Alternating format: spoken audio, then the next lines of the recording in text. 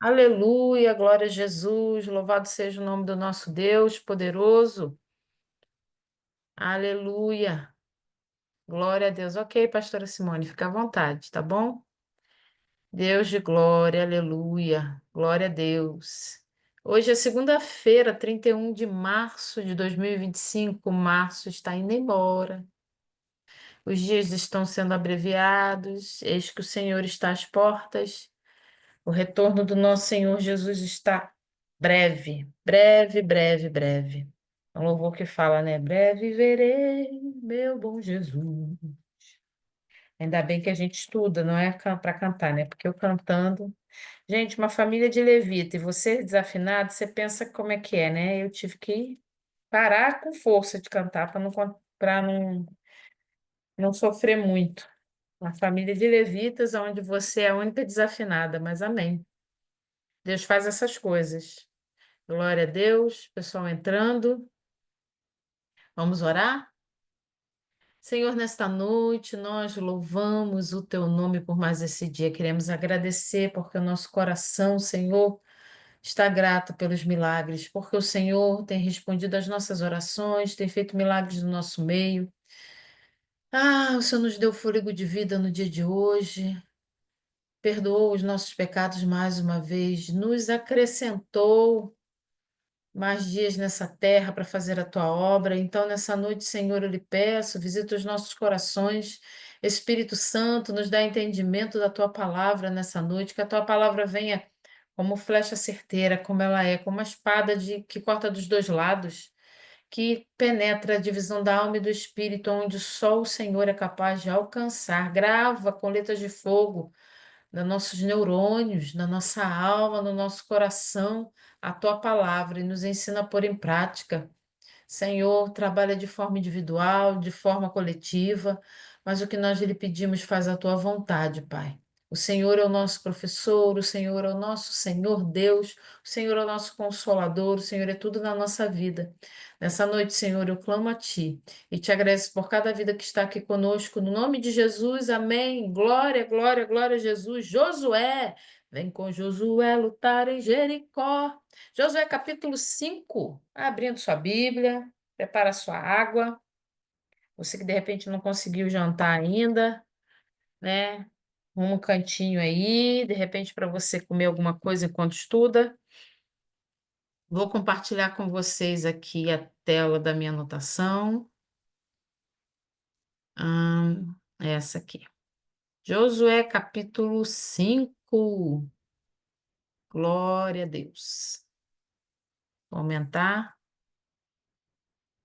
Foi. Aleluia. Vamos ler Josué capítulo 5. Inicia assim: a minha Bíblia tem um título chamado A Circuncisão dos Israelitas em Gilgal.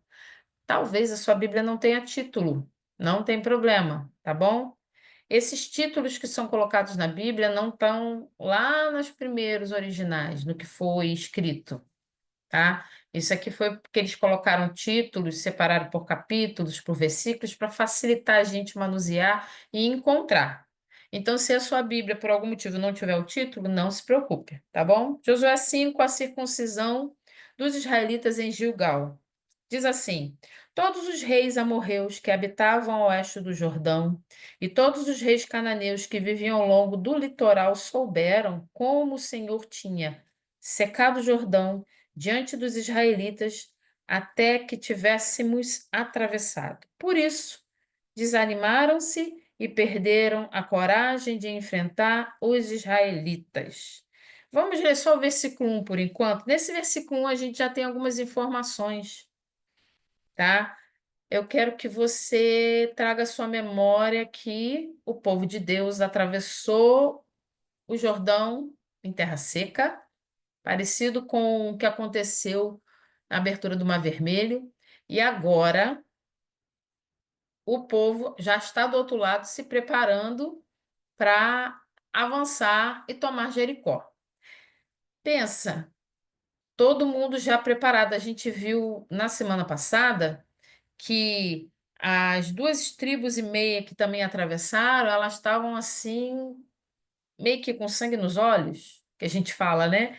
todo mundo preparado mesmo, pronto para lutar. Preparado para lutar, para alcançar aquilo que o Senhor prometeu, e todo mundo muito animado. Pensa, que injeção de ânimo, de fé e disposição. Você passou no Jordão a seco. Você viveu um pouco daquilo que os seus antepassados viveram na travessia do Mar Vermelho, Rio Nilo, gente, do Mar Vermelho. É rio e mar, aí eu confundo, do Mar Vermelho. Então você está vivendo isso aí.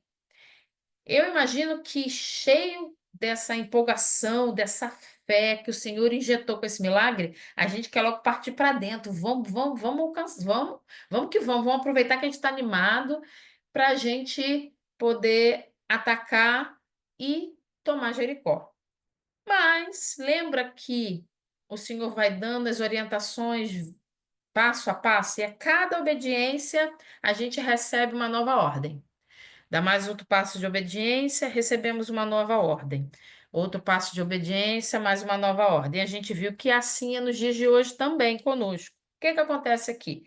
No primeiro versículo, a palavra de Deus diz: todos os reis amorreus que habitavam a oeste do Jordão e todos os reis cananeus que viviam ao longo do litoral souberam como o Senhor tinha secado o Jordão diante dos israelitas até que tivéssemos atravessado. A gente vê aqui que quem está escrevendo estava incluído na história, porque ele fala assim, ó, até que tivéssemos atravessado. Alguém que estava participando, que participou desse milagre, que atravessou o Jordão, essa pessoa que está escrevendo aqui. E nós entendemos que é Josué. O que que vai acontecer? A Bíblia diz aqui que os reis dos amorreus, que habitavam ao oeste do Jordão, e todos os reis cananeus que viviam ao longo do litoral, então, as margens, né, do litoral ali do Rio Jordão, ficaram assim, assustados com tudo aquilo que o Senhor tinha feito. Em algumas traduções diz que eles se desmaiavam de pânico, de medo pelo que o Senhor tinha feito. Então eu fui ver aqui quem são esses amorreus. Afinal de contas, estão dando nome a gente fala, né? Tá dando nome às pessoas, então vamos verificar quem são. Amorreus era um povo semita mencionado como os descendentes de Canaã.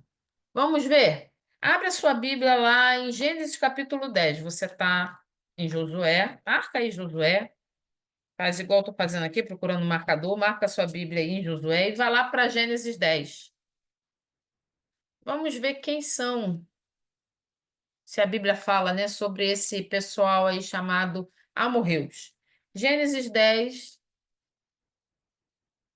a gente vai ler o 15 e 16.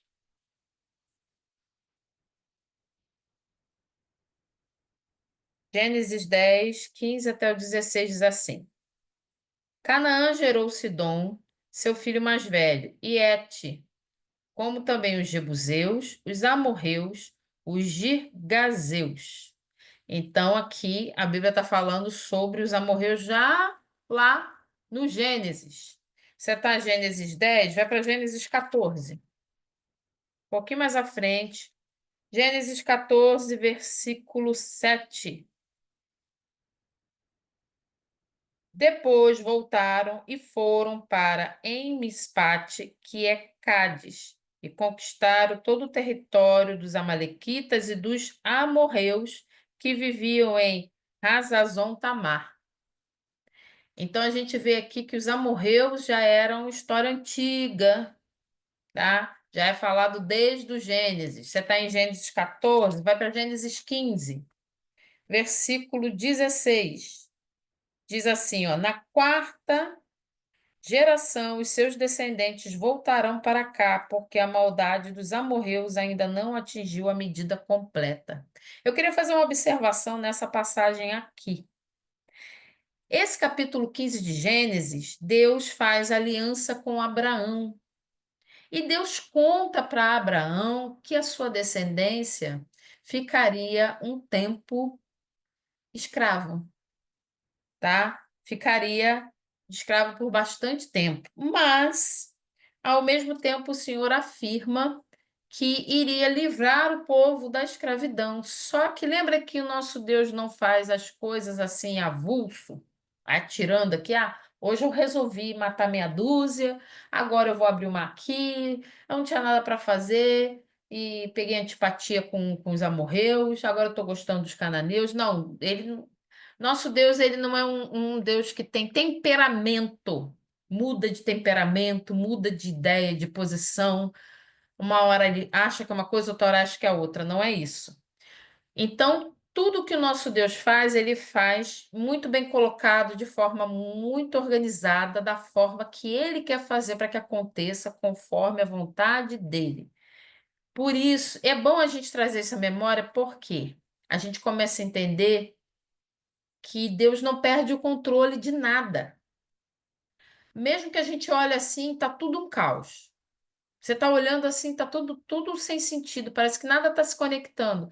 Deus não perdeu o controle, tá? Confia, porque Deus não perdeu o controle. E Deus fala aqui para Abraão que os descendentes dele ficariam escravos durante 400 anos no Egito. Depois dá uma lida lá no capítulo 13, 15. Mas por que que vai ficar por este tempo no Egito? Tem um motivo. Além da separação do povo de Deus, porque o povo vai parar de buscar o Senhor, o povo vai passar a servir os deuses do Egito, então vai se tornar um povo politeísta, apesar de ser descendente de Abraão, eles vão adorar outros deuses, vão se envolver com a cultura do Egito, vão se corromper, outros não vão. Então, tem vários aspectos que vão somar ali para esse tempo se cumprir. Mas o maior objetivo desse tempo, o Senhor diz aqui no capítulo 15, no verso 16 que a gente leu, tá? Ele diz assim, ó.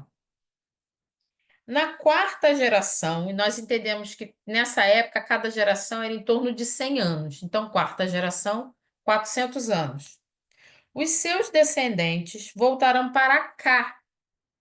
Quer dizer o quê? Abraão estava na terra prometida, o Senhor, ele estava lá. E ele diz para Abraão, o povo, os seus descendentes voltarão para cá, tá? Na quarta geração, os seus descendentes voltarão para cá porque a maldade dos amorreus ainda não atingiu a medida completa.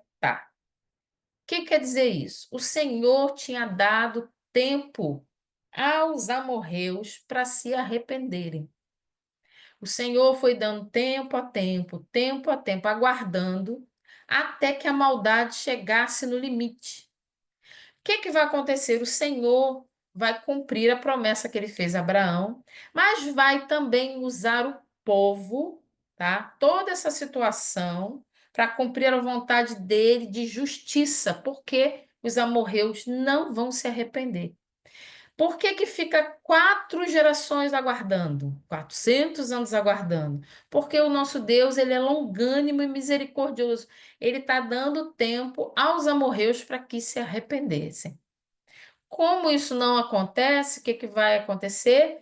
Eles vão avançar lá para tomar Canaã e tirar esse povo de lá. Os israelitas serão usados pelo Senhor para que esse povo seja retirado de lá, porque a maldade deles tinha chegado ao limite.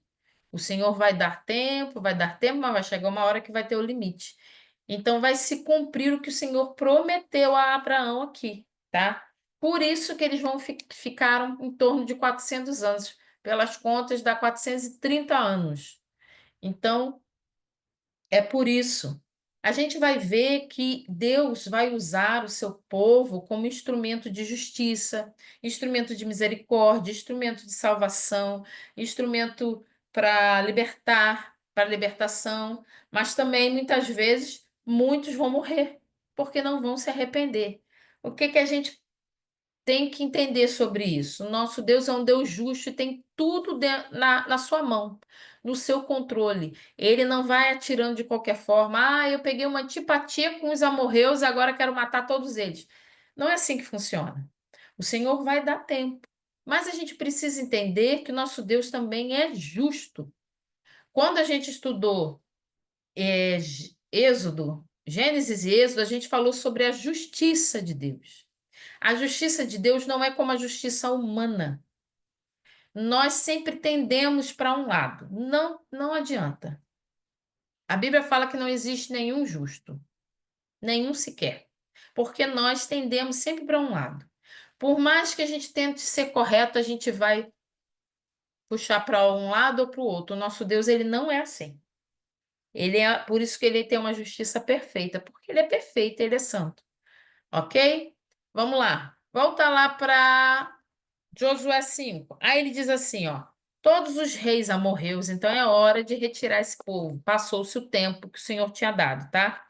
Todos os reis amorreus habitavam ao oeste do Jordão. Mas também ele fala aqui o quê? Dos reis cananeus. Quem são os cananeus? São os moradores de Canaã durante a conquista. Cananeus são os moradores, tá?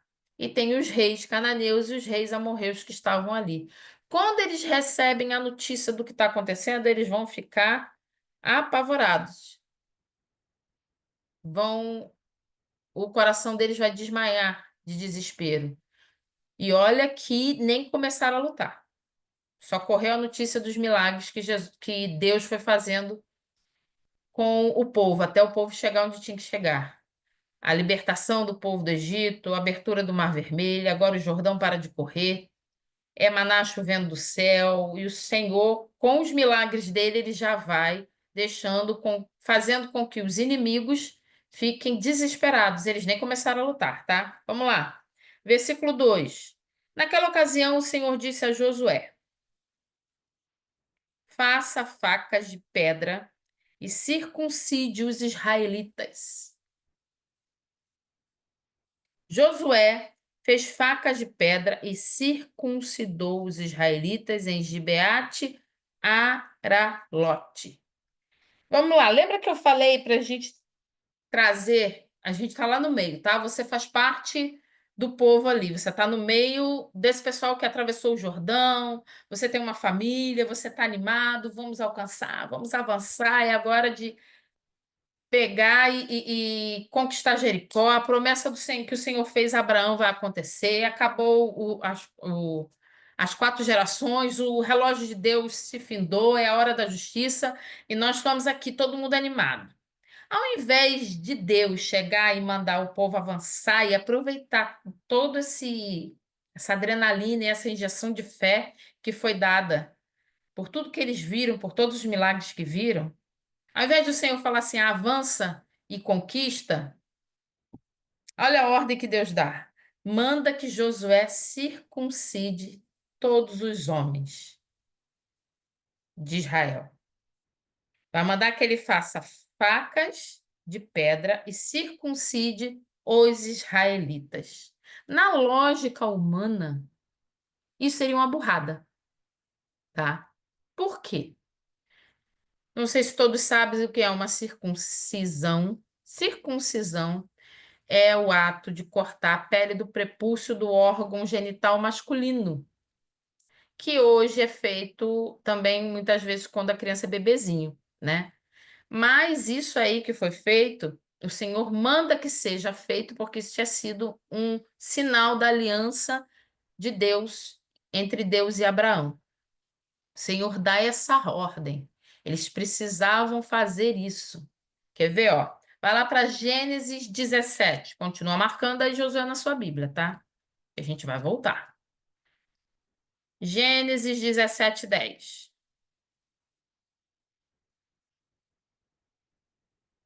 17, versículo 10. Esta é a minha aliança com você e com seus descendentes, aliança que terá que ser guardada. Todos os do sexo masculino entre vocês serão circuncidados na carne. Então, isso foi uma ordem que Deus deu a Abraão. Essas facas não eram usadas lâminas para fazer, elas eram feitas de pedra. O Senhor não permitia que eles usassem lâminas, tá? Ferro era feito de pedra. O Senhor não autorizava. Quer ver? Vai lá em Êxodo 25. Você está em Gênesis, pula um pouquinho mais para frente. Êxodo 25, 25.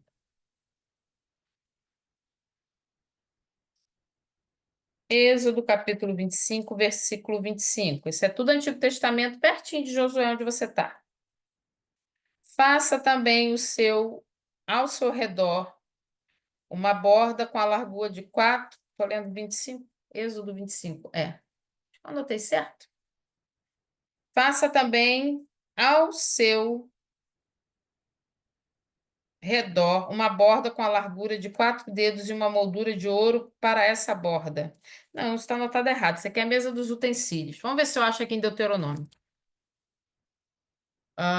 Deixa eu pular aqui. Estamos em Êxodo. Vai lá para Deuteronômio. Vamos conferir se Deuteronômio está. Eu e as minhas anotações. Eu devo ter digitado o capítulo errado. Mas ao invés da gente procurar qual é o capítulo, vamos tentar em Deuteronômio. Vamos ver se Deuteronômio eu anotei certo. 27, 5. Sim, 27, 5. O que que acontece? Não deixava usar lâminas, ferro, para fazer o altar, nem. Por quê? Deus não autorizava que eles fizessem isso, eles tinham que usar aquilo que a terra já tinha, tipo a pedra pronta. Eles não podiam fazer o trabalho com as próprias mãos, tinha que ser algo que já estava pronto na natureza. Essa ordem foi dada para os israelitas tanto para não criar a faca lá com uma lâmina para fazer a circuncisão, tanto quanto para poder construir o altar que eles deveriam construir lá no Êxodo e em Deuteronômio, quando eles fizeram um tabernáculo. Eles não poderiam usar nenhum tipo de lâmina e de ferro e nem faca. O que que diz aqui, ó? Capítulo Deuteronômio 27, 5. Olha o que que fala. Construa ali um altar ao Senhor, ao seu Deus, um altar de pedras. Não utilizem ferramenta de ferro nas pedras. Eles não poderiam trabalhar com ferro nas pedras. Tinha que ser algo que já estava pronto ali na natureza, tá? Que o Senhor tinha dado para eles. Tinha um sentido de santidade. Não foi a obra feita por mãos humanas. Então, Deus não autorizava usar lâminas de ferro, ok? Tinha que ser só pedra. Aí, o que que acontece? Vai lá para Josué, volta lá Josué 5. Você está lá, o pessoal acabou de atravessar, todo mundo disposto para avançar, mas Deus vai dar uma ordem para circuncidar todo o povo. Todos os homens do sexo masculino. Todos os homens do sexo masculino, óbvio, né? Todos os israelitas do sexo masculino. Agora melhorou. São todos circuncidados. Mas na lógica, sim. Aproveita que o povo está animado e avança. O Senhor Deus, ele não faz isso. E tem um outro problema. Quando eles eram circuncidados, o terceiro dia era o pior dia. Até a recuperação, porque não tinha antibiótico, tá? Negócio de curativo, nada disso. Então, os homens ficavam muito sensíveis, alguns ficavam até doentes, não tinham disposição nem forças para poder avançar, para poder fazer nada. Então, Israel ficou literalmente desprotegida, a gente pode falar, dos seus soldados. Eles não tinham força. Mas o Senhor mandou fazer. Olha como o nosso Deus, ele não é amarrado à lógica humana. E outra coisa, isso mostra que quem vai fazer é o Senhor e não os homens vão fazer. Quem vai dar a vitória na mão de Israel é o Senhor e não os soldados. Então, o que ele fala aqui? Mande que todos se circuncidem. Aí Josué vai cumprir aquilo que o Senhor falou, tá? Versículo 3: Josué fez facas de pedra e circuncidou os israelitas em Gibeate Aralote. Esse lugar, se é um lugar, mas parece ser um lugar, ele é desconhecido. O interessante é que eles colocam esse nome quer dizer Colina dos Prepúcios, que é o quê? Que é o local aonde eles foram circuncidados, tá? É trocado o nome. Segue aí. Verso 4. Ele fez isso porque todos os homens aptos para a guerra morreram no deserto depois de terem saído do Egito. Todos os que saíram haviam sido circuncidados, mas todos os que nasceram no caminho depois da saída do Egito não passaram pela circuncisão. Os israelitas andaram 40 anos pelo deserto, até que todos os guerreiros que tinham saído do Egito morressem, visto que não tinham obedecido ao Senhor. É aquilo que a gente já falou. A primeira geração tinha sido circuncidada, mas ela morreu lá no deserto. No deserto, essa geração nova agora, que está avançando, que Josué está liderando, não fez a circuncisão. Isso era uma ordem. Com a circuncisão feita, o que que vai acontecer? A aliança dos homens ali de Israel para com Deus é refeita. Agora eles são novamente, realmente, filhos de Abraão, porque eles estão cumprindo uma ordem que o Deus fez com eles. É um pacto que Deus deu. Então eles precisavam fazer isso. Segue aqui, versículo 6. Os israelitas andaram 40 anos pelo deserto até que todos os guerreiros que tinham saído do Egito morressem, visto que não tinham obedecido ao Senhor. Pois o Senhor lhes havia jurado que não veriam a terra que prometera aos seus antepassados, que nos daria terra onde manam leite e mel. Assim, em lugar deles, colocou os seus filhos, e estes foram os que Josué circuncidou. Ainda estavam incircuncisos, porque não tinham sido circuncidados durante a viagem. Versículo 8. E depois que a nação inteira foi circuncidada, eles ficaram onde estavam no acampamento até se recuperarem. Foi o que eu falei, ó. Até se recuperarem. A circuncisão deixa o homem muito debilitado. Homens adultos sofrendo uma circuncisão, sem antibióticos, sem tratamento médico. E pensa, eu não sou homem, né? Mas ser usado facas de pedra para cortar a pele do prepúcio de vários homens, tinham que ser todos cortados. Então eles ficaram na saúde debilitados. Se essa notícia vaza, vai para os líderes de Jericó, para os reis, para os soldados de Jericó, que o povo de Israel estava debilitado, Israel poderia sofrer um ataque do inimigo. Mas Josué não ficou preocupado com isso, e nem o povo ficou preocupado com isso, porque você não vê em nenhum momento a palavra dizer que eles reclamaram ou fizeram algum tipo de comentário sobre o que estava acontecendo. Eles simplesmente obedeceram. Deus mandou fazer, a gente vai fazer. Não tem lógica? Não tem, mas é o pacto que Deus fez. Então, vamos cumprir. O nome do lugar, a gente viu, ele também tem o nome de Gilgal. Gilgal, o nome Gilgal significa círculo, ou rolar ou remover, dependendo da frase, tá? Círculo, rolar ou remover. Essa, esse momento aqui, onde acontece a renovação do pacto, onde é feito a circuncisão, o que está acontecendo? Lembra que o povo de Deus, a gente acabou de ler, ficou ali por 40 anos? Olha o círculo. Estavam ali. No momento que eles atravessaram, fizeram tudo e que aconteceu o ato da circuncisão, eles renovaram o pacto. O Senhor fez o quê? Rolar. Ele removeu o que seria uma vergonha. A vergonha, a rebelião da geração anterior, a falta de submissão da geração anterior, tudo aquilo que causou morte no deserto, o Senhor tirou. Foi renovado o pacto.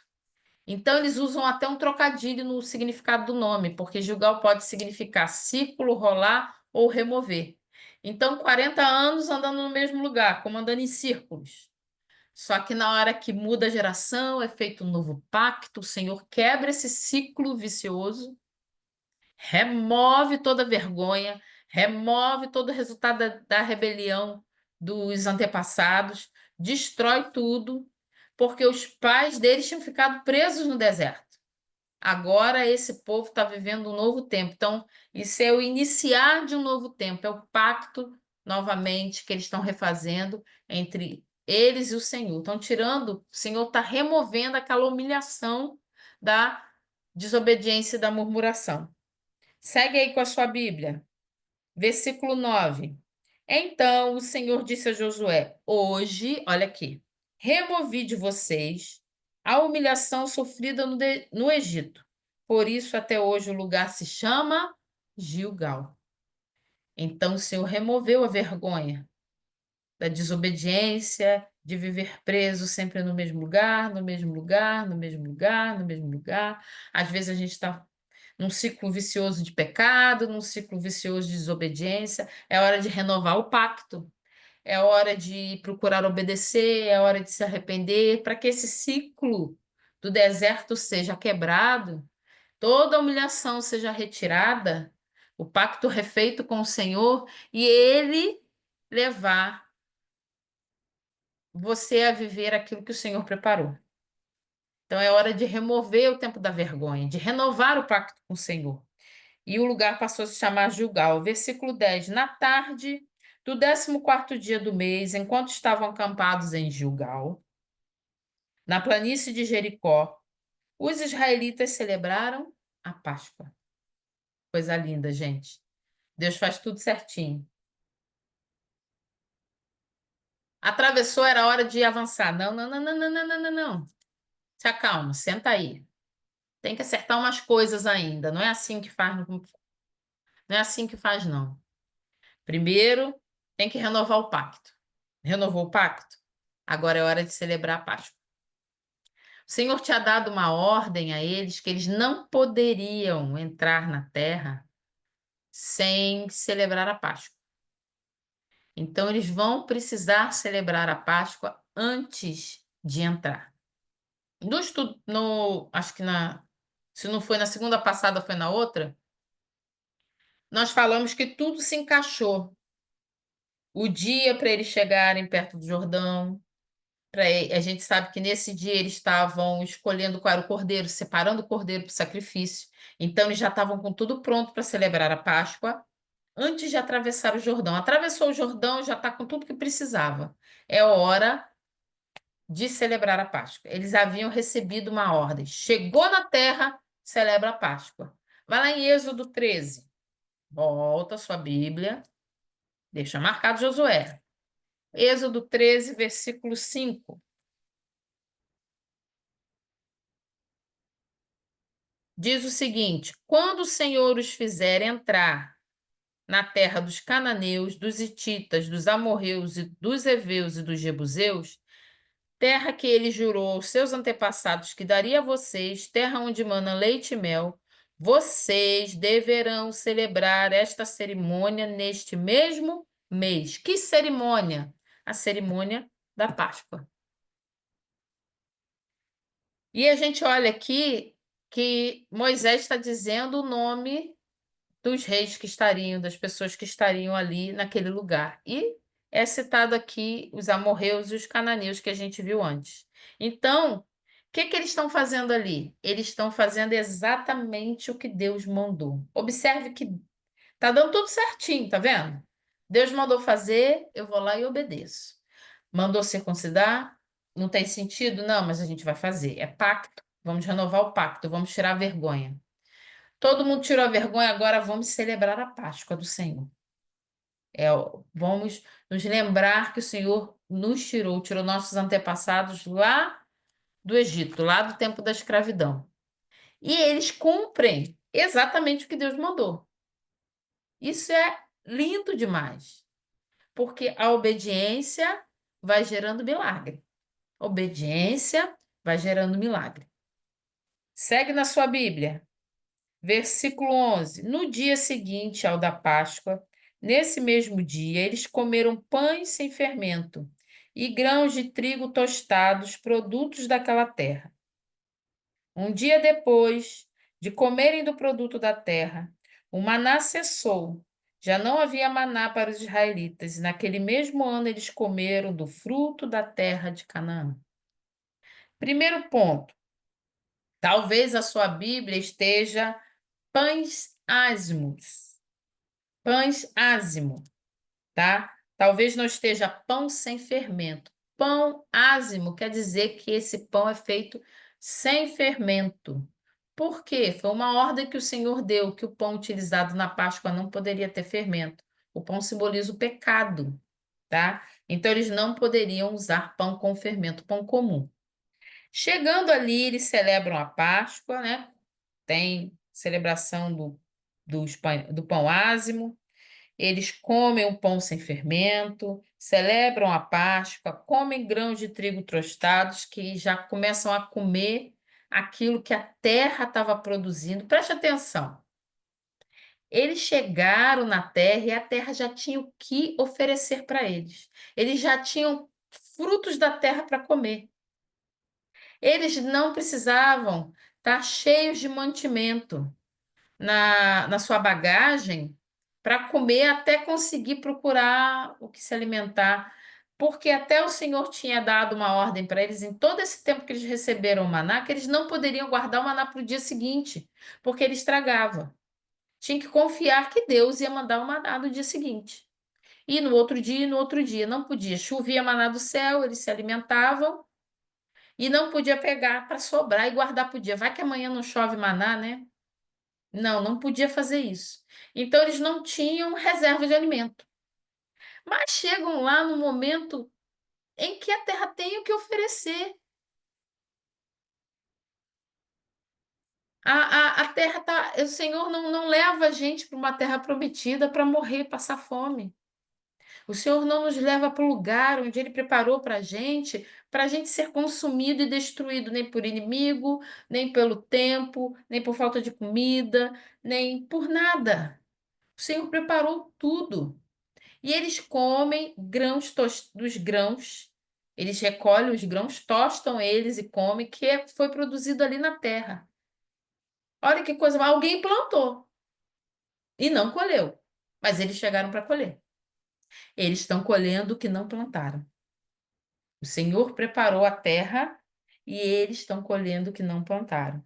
Diz no versículo 12: um dia depois de comerem do produto da terra,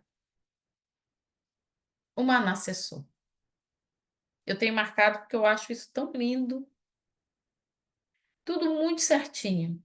O maná, ele veio ininterruptamente por todo o tempo do deserto.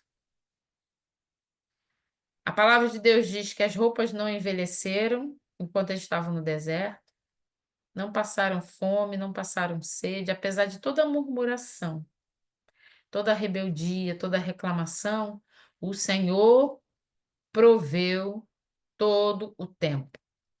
Agora, quando eles chegam e colhem da terra que já estava com fruto pronto para eles colherem, para de chover, maná. O que que isso traz ao meu coração? O Senhor, ele vai provendo, provendo, sem a gente ter que fazer quando não tem como fazer. Não tem como produzir grãos no deserto. O Senhor fez chover maná. O Senhor enviava o alimento. Mas quando chega no local onde mana leite e mel, você primeiro vai comer o que está lá, mas depois você vai ter que trabalhar. É hora de fazer a terra produzir. Exatamente naquela hora, o maná parou. Ninguém, nunca mais, nunca mais, nunca mais, nunca mais choveu maná. Sabe onde a gente vai ver maná? A palavra diz que a gente vai ver o maná escondido. Lá no Apocalipse vai falar do maná de novo. Só novos céus e nova terra. Nós vamos comer do maná escondido, como se o Senhor tivesse agora escondido esse maná. Tem algo especial, mais do que a gente pode imaginar. A palavra diz que o maná ele era pequeno, assim, com branquinho e tinha um sabor como mel. Ele era doce, ele era saboroso. E eles usavam aquilo e preparavam aquilo para alimento. E todos diziam que tinha um sabor maravilhoso. A Bíblia fala que ele era saboroso. Imagina o maná escondido. O maná que nós vamos comer no novos céus e na nova terra. O Senhor parou de chover maná aqui, agora a gente só vai ver maná lá, ser citado lá no Apocalipse, é onde ele vai aparecer de novo. Então, essa geração, ela só conhecia o maná, mas agora eles vão comer do fruto da terra. Vão comer dos grãos tostados de trigo, vão desfrutar de um fruto que eles não haviam plantado, de uma terra que Deus fez produzir, preparar todo o tempo. Ó, o relógio de Deus, ele é perfeito. Data para separar o cordeiro, para atravessar, data certinha para celebrar a Páscoa, data certa para parar de chover maná, para a terra ter produzido fruto. Já estava pronto, eles comeram do maná, comeram do fruto da terra, o maná cessou. O que que vai mostrar esse encerramento do maná? Mostra que agora Israel está vivendo uma nova história. Deserto ficou para trás. Tudo isso ficou para trás. Agora é um novo tempo. Não tem nem o maná mais para contar a história. Nada mais do passado. É um novo tempo. O povo já não está mais no deserto, mas agora está chegando na sua pátria. O que o Senhor prometeu para cumprir. Então, eles só conseguiram viver tudo isso porque eles estavam vivendo uma vida em conformidade com as ordens do Senhor, com as celebrações que o Senhor tinha mandado e cada ordem que o Senhor mandou. Esse finalzinho do capítulo aqui, do versículo 13 em diante, acompanhem comigo. Diz assim: a queda de Jericó. Estando Josué já perto de Jericó, olhou para cima e viu um homem em pé, empunhando uma espada. Aproximou-se dele e perguntou-lhe: você é por nós ou por nossos inimigos? Nenhuma coisa nem outra, respondeu ele. Venho na qualidade do comandante do exército do Senhor. Então Josué prostrou-se, rosto em terra. Em sinal de respeito, ele perguntou: que mensagem o meu senhor tem para o seu servo? O comandante do exército do Senhor respondeu: tire a sandália dos pés, pois o lugar em que você está é santo. E Josué tirou. Provavelmente aqui Josué estava sozinho, né? Josué estava sozinho. Então, esse ponto aqui começa com Josué ali, sozinho, esperando a ordem do Senhor. Todo mundo na expectativa de avançar. Josué recebeu a ordem de circuncidar, parou de chover maná, estamos comendo o fruto da terra, mas Deus não mandou avançar ainda. Então vamos esperar. Deus não deu mais nenhuma ordem, então vamos esperar. A expectativa para alcançar o que Deus prometeu é grande. Quantas vezes, né, a gente tem uma promessa que o Senhor nos deu e a gente sente que ela está quase aqui na mão, quase na mão. Está muito perto. Eu posso sentir o cheiro, ou eu posso praticamente sentir que eu estou tocando a minha bênção, a minha promessa. Mas eu vou dar um jeitinho para adiantar, eu não aguento mais esperar. Eu estou ansioso demais para ficar aguardando mais alguma instrução do Senhor. Aí eu vou, enfio a minha mão, adianto a história e desando todo o caldo. Arrumo um problema e começa a dar errado. Parecido com isso aconteceu com Sara, né? Estava próximo a promessa acontecer. Sara chega para Abraão: toma aqui a minha serva, ela é mais jovem, a gente consegue seguir aí, dar um jeitinho para acontecer o que Deus prometeu. Vamos dar um jeito aí. Aí Agar gera um filho de Abraão e a gente tem um problema que tem até hoje. Mas Josué não faz isso. Josué e nem o povo, fica todo mundo aguardando. De repente você está nessa posição de aguardar. O Senhor foi dando a ordem, deu uma ordem, você cumpriu, você viu um milagre acontecer, Deus deu outra, você viu a sua promessa se cumprir, deu outra ordem, você fez, doeu demais, ficou ali desabilitado, cansado, até ferido, como esses homens com a circuncisão, mas você esperou o tempo de se recuperar. O Senhor mandou parar de chover o maná, mas preparou a comida para você comer e você está aqui esperando agora a próxima ordem, o coração acelerado. Estou olhando, eu estou vendo Jericó. Jericó está ali, eu estou vendo os muros, estou sentindo o cheiro da terra. É só ir. Vamos, o Senhor já nos deu, ele falou que nos deu, mas o Senhor não mandou tomar nenhuma atitude. O que que Josué faz? Josué fica sozinho. Eu penso que Josué estava só exatamente com a intenção de receber uma nova ordem do Senhor. A palavra não diz que ele foi para isso, mas não tem outro sentido. Tudo estava acontecendo a cada ordem, ele estava passando para o povo e eles juntos estavam cumprindo. Agora Josué fica parado em algum lugar e diz aqui que ele estava perto de Jericó, olhou para cima e viu um homem em pé, empunhando uma espada. Esse homem em pé, diante dele, empunhando uma espada, ele tinha clara semelhança de um general de guerra. Porque a pergunta que Josué faz para ele é: você é por nós ou você é contra nós? A palavra de Deus diz aqui claramente que Josué entende que aquela visão que ele está tendo, aquele homem que ele está tendo, veio para lutar por alguém, porque ele pergunta: você está com a gente ou não está? Ele sabe que é um general de guerra. Aí ele responde: nem uma coisa, nem outra. O interessante é que, se Josué pensava ou pensou por algum momento que ele seria o general que ia levar, a Bíblia não diz que ele pensou, mas por algum instante, agora ele vai ver que o próprio Deus se apresenta para ele dizendo: eu não estou nem com você e nem contra você. Eu, eu venho na qualidade do comandante do exército do Senhor. Antes que esse homem se identificasse diante dele, ele já percebeu que aquilo ali era um comandante de exército, era alguém que veio para lutar. E ele fala: eu vim na qualidade do exército do Senhor.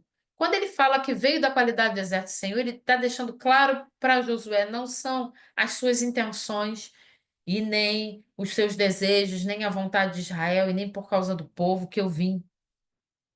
Eu vim cumprir, fazer, eu venho da qualidade do exército do Senhor. Vai ser feito aquilo que o Senhor decidiu que seja feito.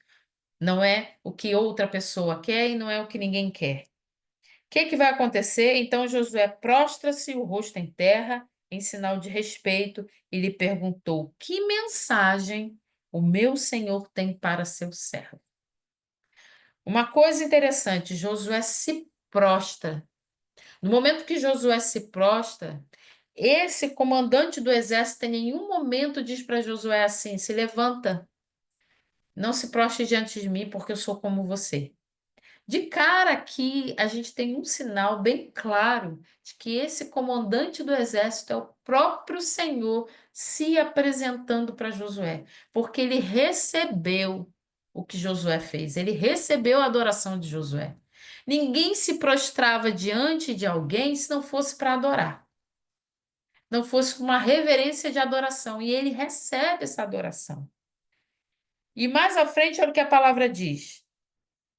O comandante do exército do Senhor respondeu: tire a sandália dos seus pés, pois o lugar em que você está é santo. Esse comandante repete a mesma frase que o Senhor disse a Moisés quando Moisés chegou diante da sarça. Deus fala para Moisés: tire a sandália dos seus pés, porque o lugar que você está é santo. É repetido praticamente a mesma cena, em situações diferentes, alguns detalhes diferentes, mas lembra que a gente sempre vê o reflexo do que aconteceu com Moisés acontecendo com Josué? Vai lá para Êxodo 3:5. Vamos ver aqui quando Deus fala com Moisés. Êxodo capítulo 3, versículo 5. Eu tenho até marcado aqui na minha Bíblia. Se você quiser marcar na sua aí, onde está Josué 5:15, marca aí. A referência é Êxodo 3:5. Você vai achar Êxodo 3:5, a mesma frase. Êxodo 3:5 diz assim: então disse Deus: não se aproxime. Tire a sandália dos pés, pois o lugar em que está é terra santa.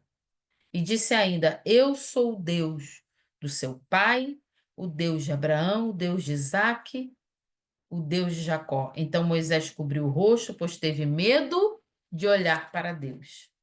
O próprio Senhor está se apresentando para Josué aqui, o que a gente chama de teofania. É Deus se apresentando para o homem, em forma humana. O guerreiro do Senhor ali, que tinha acabado de chegar, ele deixa claro que é o seguinte: agora vai ser a hora de conquistar. Agora vocês estão prontos. Cumpriram todas as ordens. Agora é hora de guerrear. Você fez tudo aquilo que o Senhor mandou fazer, agora é hora de conquistar. Ele se prostra, pede as ordens ao Senhor.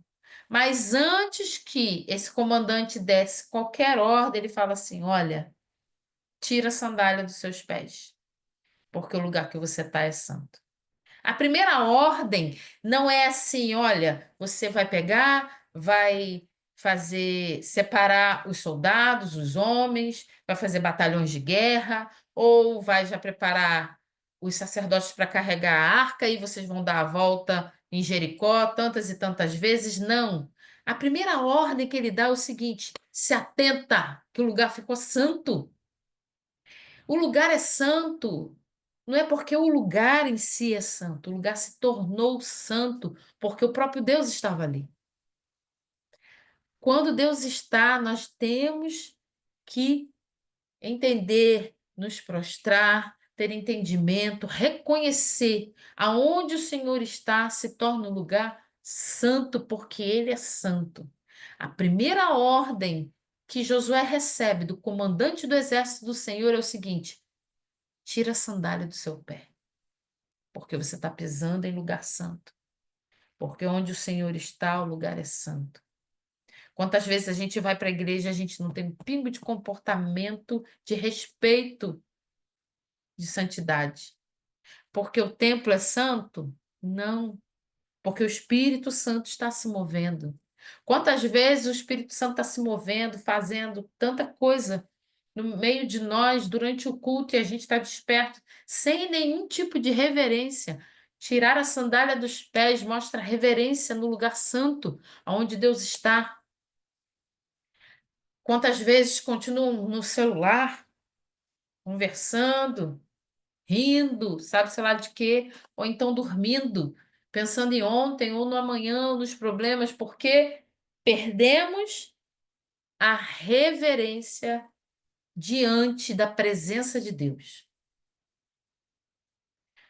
Eu lembro que antes, quando a gente topava com alguém orando, se você chegasse, tivesse, fosse na casa de alguém da sua família, tá? E a gente chegasse e topasse com alguém orando dentro da casa, todo mundo ficava em reverência, calava. Está tendo uma oração. Estão reunidos em oração. Hoje as pessoas fazem reuniões de oração, não tem o mínimo de reverência, não tem o mínimo de respeito. Com tudo aquilo que o Senhor está fazendo, com tudo que está acontecendo, precisamos ter reverência. Onde está a presença do Senhor se torna um lugar santo, porque o Senhor está ali. Josué recebe essa ordem, com certeza ele tira a sandália do pé e obedece. O próprio Deus está ali. Então o local se torna sagrado, porque o Senhor falou com Josué ali. Essa forma de Deus se manifestar em forma humana não é a primeira vez. Nós vimos isso aqui, o Senhor se apresentando a Josué, mas eu quero ver algumas referências com vocês. Abre aí em Gênesis 18, o próprio Deus se apresentando. Próprio Deus se apresentando. Pensa, você está ali todo animado para conquistar e o próprio Deus aparece diante de você para te dar as ordens do que deve ser feito. Gênesis, capítulo 18, versículo 1.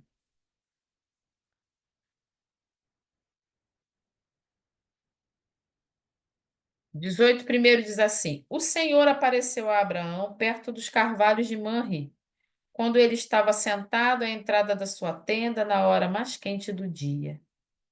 Abraão ergueu os olhos e viu 3 homens em pé, a pouca distância. Quando os viu, saiu da entrada da tenda, correu ao encontro deles e curvou-se até o chão.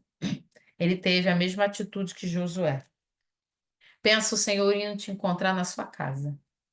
Ele faz isso. Quando você ora, quando você clama, quando você busca, quando você é uma pessoa que está em todo tempo diante do Senhor, que tem procurado viver na presença do Senhor, o Senhor está sempre com você. Mas pensa você ver a personificação, ele em forma humana diante de você. Abraão teve essa visão. Vê lá, vamos ver Juízes, capítulo 6. Está em Josué, vamos achar Juízes. Mais à frente, vai passar por Josué, é o próximo livro, tá? Juízes, capítulo 6, versículo 11.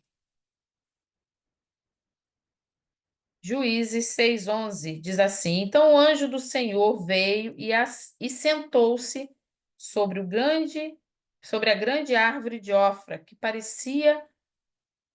pertencia ao Abies, eita Jesus, Abiesrita Joás. Gideão, filho de Joás, estava malhando trigo num tanque de prensar uvas para escondê-lo dos midianitas. Então o anjo do Senhor apareceu a Gideão e lhe disse: O Senhor está com você, poderoso guerreiro. O anjo do Senhor apareceu para Gideão, personificação do Senhor. Juízes, você está em Juízes 6, vai para o capítulo 13, versículo 3. Diz assim: Certo dia, o anjo do Senhor apareceu a ela e lhe disse: Você é estéril e não tem filhos, mas engravidará e dará à luz a um filho. Aqui é a mãe de Sansão recebendo a notícia de que ia gerar um filho. Então, nós temos várias referências na Bíblia do Senhor se apresentando, o próprio Deus em forma humana, se apresentando para as pessoas.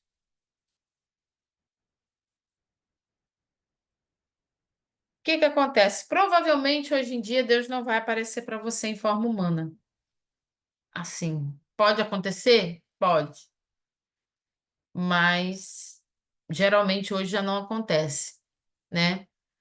Mas ele pode aparecer para você num sonho, como a gente sabe que acontece, por uma profecia, diante de uma palavra profética que você pode receber, numa visão, não uma visão tão material, porque o mundo espiritual se revelou ali de uma forma para Josué, o próprio Deus apareceu para ele como comandante do exército do Senhor, e ele viu o próprio Deus ali. Mas você pode ter os olhos abertos do mundo espiritual, o Senhor te mostrar. Seja qual for a forma que o Senhor possa fazer, ele faz, ou a forma que ele quiser fazer, ele faz. Mas de todo modo, as ordens que nós recebemos é qual? Ter uma vida de serviço, uma vida de amor que obedece à palavra do Senhor, que é acima de qualquer sonho, qualquer visão, qualquer outra coisa. Viver a palavra é o mais importante. Nós devemos estar preparados para viver a boa obra do Senhor. O que que nós temos falado várias vezes aqui? Josué foi recebendo ordem após ordem, ele foi cumprindo, foi passando para o povo foi cumprindo, ordem após ordem. E você observa que os degraus vão subindo, vão subindo, vão subindo, vão subindo. Tem uma hora de muita dor, mas tem a recuperação, tem a hora que o maná cessa, mas tem o fruto da terra. Tem a hora de se isolar, aguardando, parece que o Senhor está calado, está esperando ele falar, está esperando ele dar a próxima ordem, e ele aparece para Josué. Nós devemos viver desta forma. O Senhor nos capacita para toda boa obra, e diante disso a gente tem que caminhar obedecendo dia após dia, porque nós temos o Espírito Santo. O Espírito Santo nos capacita a obedecer e a cumprir a vontade do Senhor. Aonde o Espírito Santo estava aqui no Antigo Testamento? Em todo momento. O Espírito Santo estava ali na hora que o Rio Jordão parou de correr. O Espírito Santo estava ali na hora que o maná parou de chover. O Espírito Santo estava ali aparecendo para Josué. A Trindade aparecendo em forma humana para Josué. Hoje nós ainda cremos que isso é possível. Eu quero chamar a nós, o nosso coração, para essa semana o seguinte. Nós estamos tendo a paciência de obedecer cada ordem dada pelo Senhor e obedecendo ela à risca. A gente tem que obedecer à risca, né? Mais ou menos não. Nós estamos obedecendo, mesmo com toda a vontade de acelerar, de adiantar, a gente está se resguardando, a gente está esperando, a gente está fazendo no momento certo e na hora certa. O Senhor nos chama a obedecer no momento certo, na hora certa, fazer a coisa exatamente que Ele mandou, para a gente poder conquistar, poder alcançar aquilo que o Senhor prometeu para nós. Vamos entender que não cabe a nós fazer aquilo que nós não devemos fazer. O nosso único trabalho é obedecer e descansar. Obedecer e descansar. A gente quer desobedecer e quer ficar nervoso. A gente quer adiantar e a gente fica ansioso. É totalmente diferente do que a Bíblia fala. Você vê que o povo aguardou as próximas ordens. Você está aguardando as ordens do Senhor? Você está esperando o Senhor falar para você poder fazer? Ou nós estamos no ponto parecido com Sara? Ah, é tempo demais. Estou esperando demais a próxima ordem. Não, não, não. Deus não vai fazer. Vamos dar um jeito aqui. Vamos adiantar aqui. Em que ponto nós estamos? Essa noite eu quero convidar a gente a ser obediente e paciente. Aquele que descansa no Senhor. Amém? Semana que vem, nós vamos iniciar o versículo 6. Eu tenho a sensação, quando termina esse versículo 5, parece que o próximo episódio, né? O capítulo não continua já com a conquista. A queda de Jericó começa com o aparecimento do comandante do exército do Senhor. A ordem, o momento em que você vai ter certeza de que é hora de conquistar é na hora que o próprio Deus falar com você. O comandante do exército do Senhor está lutando as suas causas. Mas o importante é obedecer à ordem do Senhor. E o Senhor diz: tira a sandália dos pés, porque onde você está é lugar santo. Entenda que relacionamento com Deus é relacionamento com santidade, relacionamento com correção, relacionamento com obediência, para poder avançar naquilo que o Senhor preparou para mim e para você. Amém? Glória a Jesus. Alguém quer comentar alguma coisa? Aleluia.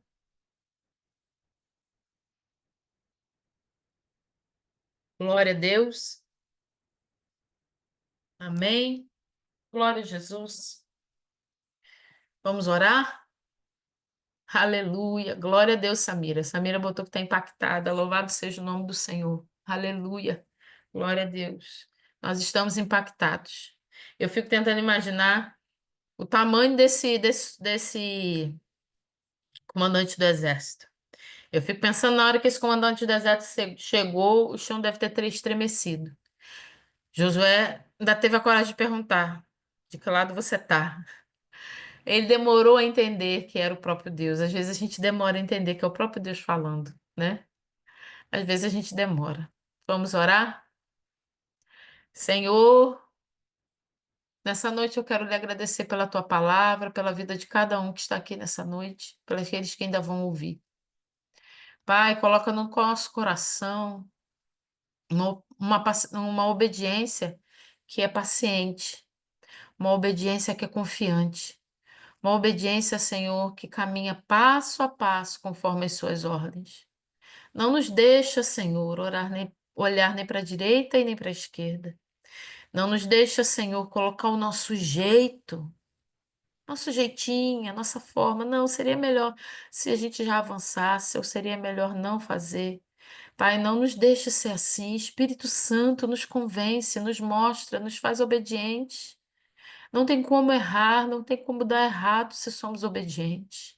Porque a sua vontade ela é boa, perfeita e agradável. O Senhor é glorificado nessas situações. Pai, seja qual for a sua ordem, abre os nossos ouvidos para ouvir e nos dá entendimento nessa noite para entender. Entender, Senhor, e obedecer. Não nos deixe confusos. Espírito Santo, visita cada mente nessa hora. Não permita que as mentes estejam confusas, perdidas, no meio de tantas informações. Recebemos tantas informações, tantas opiniões. Senhor, no nome de Jesus, não deixe, Pai, que as opiniões alheias, as ordens de fora, as vozes que tentam avançar e entrar na nossa mente tenham acesso. Nessa noite, Senhor, eu oro no poder do nome de Jesus, que toda mente seja blindada agora. Agora, no poder do nome de Jesus, não sejam mais atacados pelas vozes externas, vozes daqueles que fingem fazer parte do exército do Senhor e não são. No nome de Jesus, Senhor, que cada mente, ao ouvir a tua palavra nessa hora, venha, Senhor, apenas ouvir a tua voz.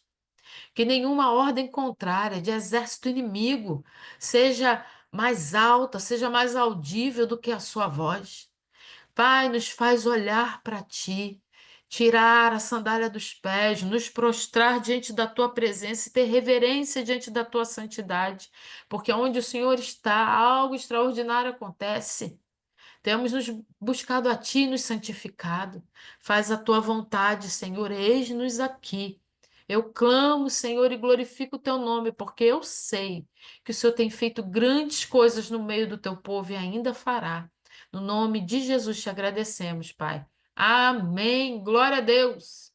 Eu quero agradecer aqui a Ana Paula, a Ana, o Anderson, Diaconisa Dineia. Diaconisa Fabiana, a Fernanda, o Márcio, pastora Rose, pastor Newton, pastora Simone, o Otávio, aleluia, Samira, que alegria vocês aqui, missionária Tereza, a pastora Val. Gente, muito, muito obrigada. Eu quero profetizar que vocês sonhem nessa noite com o comandante do exército do Senhor, em nome de Jesus, e venham nos contar se o Senhor permitir. Um beijo, fiquem com Deus, até a próxima segunda.